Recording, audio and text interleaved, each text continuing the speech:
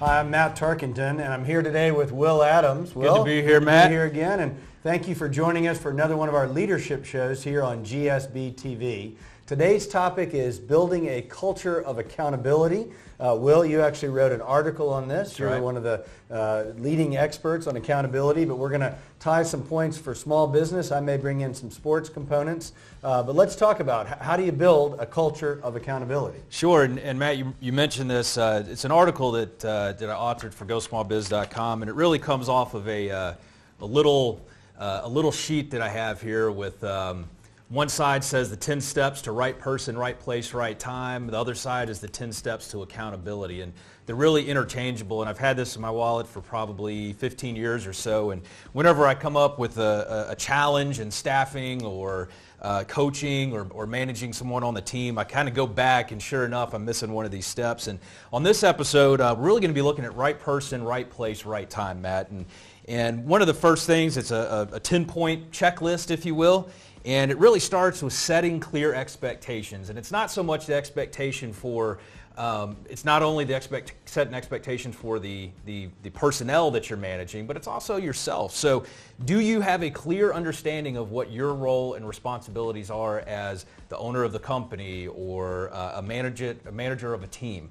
It's really hard for someone to interact with you, to respond to you, if they don't have a clear idea of exactly who you are, what you represent, what you're held accountable to. And then conversely, for that employee, do they have a clear understanding of what is expected? Is typically where a lot of these problems start to kind of bubble up is not having that clear expectation for both parties right out of the gate. It's interesting you hit on that point because just this weekend I read an article about Bill Belichick, the head coach of the New England Patriots, and I just shared it with our team this morning. Kirby Smart went up to visit the New England Patriots, and everywhere in their building is written, do your job. That's all it is. It's a simple culture of accountability around do your job. And every player on the 53-man roster and everyone in the Patriot organization understands what their job is. And that's the simple motto, is do your job. Right. And so even the third string wide receiver who may be on the kickoff team or on the punt coverage team, he's out there to be the absolute best punt cover and third string wide receiver. So having that culture of accountability, understanding clear expectations on your role is a key part of success. That's right. That's right, and you talk about knowing the job. So once that's clearly defined, that person knows exactly what their marching orders are day in and day out. Then it's really up to you as the leader of your team to continually assess performance. That brings us to our second point. And this can be very scheduled and formal. The one thing trap that I think a lot of us fall into sometimes is we look at that annual review as the only time when we're going to assess performance and evaluate. But it really needs to be something that's ongoing. It's part of your daily routine. And there's an acronym that's been out there forever, and this is kind of more of an informal way, which is MBWA, Manage by Walking Around. And that's one where, hey, your team member is, on the phone talking to a client, just stopping by and listening, or walking into the office, go on their turf. Sometimes if you sit back and expect people to come see you and to talk about you or to ask for feedback, it's really not going to happen. You're not going to create that culture of trust to where you can be open to having those conversations about performance. Yeah, my dad, Fran Tarkenton, sets the tone around here for that in terms of walking around, kind of understanding what's going on. And he often jokes that we don't do annual reviews. I'm reviewing people every day. The other thing you talk about in your article, which I think is key, is having key performance indicators. And these are, you read entrepreneurial blogs and writings from experts. Most people are going to try and boil the business down to 3 to 5 key components for the company or any division or any one employee. Yeah. What are the 3 to 5 things that you are trying to accomplish? And you want to make them specific and you want to make them measurable and have time frames. So in the first quarter of the year, we want to do X, Y, or Z. Right. During this calendar year, we want to do X, Y, and Z. So continuing to assess performance, but also doing it against measurable key performance indicators is another real way to build in accountability. Yeah, and in the article there that you guys would be able to look at, we gave some examples for somebody that might be in a kind of a marketing role, so you can just kind of see some of those examples.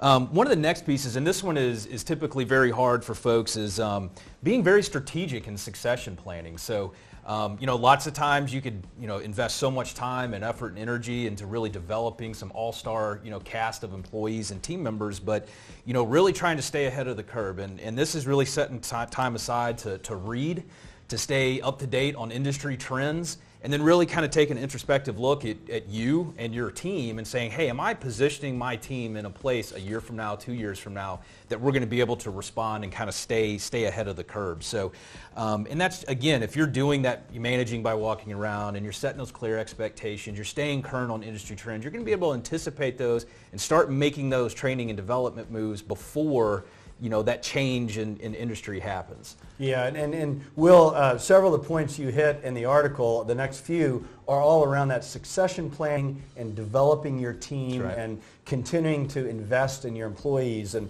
training and development. And that's a key thing that I would, especially in a small business, because you don't have that many people, but you need to provide your employees with continuing opportunities to grow, whether it be through education outside the workplace. And let's be honest, we live in an environment now of continuous learning. The world is changing so quickly that if you're in a technical job, you've got to be continuing to refine your skills, or whether it's learning PowerPoint, Excel, whatever it is, public speaking, those kind of things. You need to pick the right people, give them opportunities to learn and to grow, develop succession planning, and then continue to coach and develop them. And that's, we talk a lot about the great coaches, the Bill Belichick's, the Nick Sabans. They're investing in their people, and they're continuing to encourage them to grow and learn. And in a small business, you've got to do that to keep people engaged. That's right, and it's really following those destination plans. Another trap we get into is, an issue arises, or I'm down a person, I need to go fill that role. I'm just going to go hire somebody to plug them. Well, if that doesn't really fit into, what your core mission is or what you're trying to accomplish, it's just, hey, one person's gone, I got to drop somebody else in there, we can really kind of steer our culture and our direction in the wrong way. It's really, again, if you're developing, continually coaching these folks, you're going to be able to build that bench. You talk about sports cliches, building your bench, next man up. You hear that a lot in a lot of teams. And if you look at some of the great teams, the championship teams in sports, that's typically what it was. I was listening to the Falcons Green Bay championship game. They were citing when Green Bay won their championship. I mean, these guys were down to, I think it was like 15 starters or something, weren't playing in that game. They lost 2 more starters in the Super Bowl, but it was a next man up mentality. And if you're doing these things, you're continually recruiting, coaching, training, developing, following succession plans, you're putting you and your team in a position to step up and rise to that occasion. Around this environment, you can learn a lot from business, but also we do talk a lot about sports. And I've mentioned Bill Belichick and at the New England Patriots, and he is always focused on that process and be the best at what you do. And ironically, he doesn't always have the best, what doesn't appear to be the best players. Now, Nick Saban every year at Alabama is recruiting the best, but how do you create that environment and continue to encourage people to be the absolute best at what they do? And it kind of lights a fire within people, and they feel like your next man up mentality. Now you're in charge of this area. Here's what I need you to do. I need you to, don't worry about yesterday, don't worry about tomorrow, worry about now. Worry about the next play and being the best at what you do. That's a key part you learn from top business and sports people. Let me follow up on that right before we close up here. What Matt was talking about is sharing information. If you're not relaying these things to maybe your third string on your team, that, hey, there's a plan, there's a vision for your future, here are the things that we're looking for, here's the type of engagement that it's going to take for you to go from third string to second to first. If you're leaving them in the dark, you're not investing that time in them, they're never going to know that. They're not going to be amped up to prepare themselves for that role. So, we hear knowledge is power, not being afraid to share that information with the larger team so they can have more of a purpose-driven experience, day in and day out as part of their job. And I think, closing up, Matt, you guys would be able to go back and read through this article for some more details.